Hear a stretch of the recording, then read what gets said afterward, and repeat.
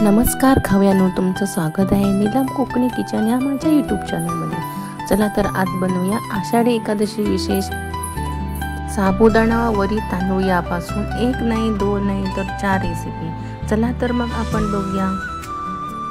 1 वाटी साबुदाणा आणि 1 वाटी वरी तांदूळ असे मी घेतले आणि ते व्यवस्थित लोखंडी कढईत व्यवस्थित साधारण असं भाजून घेतलं आणि ते मिक्सरच्या भांड्यामध्ये घालून व्यवस्थित बारीक लावून घेतलं आणि ते एका भांड्यात काढलं आणि ते मळायला घ्यायच्या आधी व्यवस्थित चाळणीने चाळून घ्यायचं।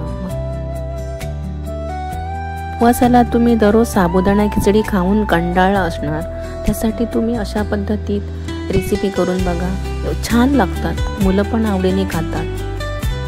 हे बघा पीठ तयार झालं आहे।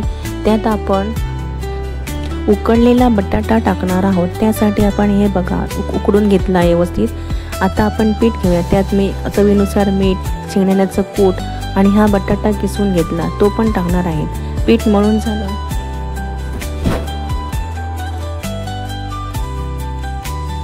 त्यात तुम्ही आवडत असल्यास हिरवी मिरची पण टाकू शकतात, त्याने तिखटपणा येतो। जर तुम्हाला आवडत असल्यास हिरवी मिरची टाकू शकतात। आता हे पीठ तयार झालं आहे। त्याला आता तेल लावायचं आणि ते 10 मिनिटांसाठी झाकून ठेवायचं। कढईत तेल गरम करत ठेवायचं आणि तुमच्या आवडीनुसार तुम्ही त्याला शेप द्यायचा, आकार द्यायचा। हे बघा तर तेल गरम झालं आहे। त्यात हे सर्व एक करून सोडायचं आणि व्यवस्थित तळून घ्यायचं। आता आपण थालीपीठ बनवायला घेऊया। हे बघा थालीपीठ बनवण्यासाठी मी केळीच्या पानाचा वापर केला आहे, वाटल्यास तुम्ही कपड्याचा पण वापर करू शकता। हे बघा हे आता हे तव्याला व्यवस्थित चिपकून राहिलं आहे आणि व्यवस्थित ते पानाला पण चिपकलं नाही।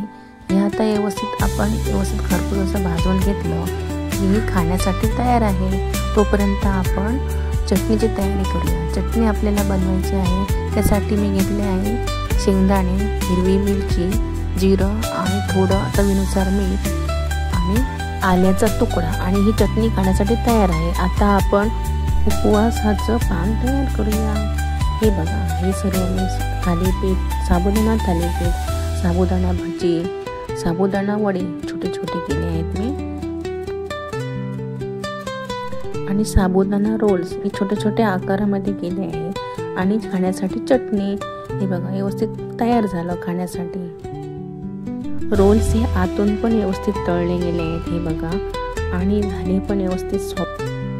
तुम्ही पण अशा पद्धतीत थालीपीठ, रोल्स, वडे आणि भजी बनवा आणि खावा आणि आवडल्यास माझा व्हिडिओला लाईक करा, शेअर करा, सबस्क्राईब करा आणि पुन्हा भेटू पुढच्या व्हिडिओत। Bye bye.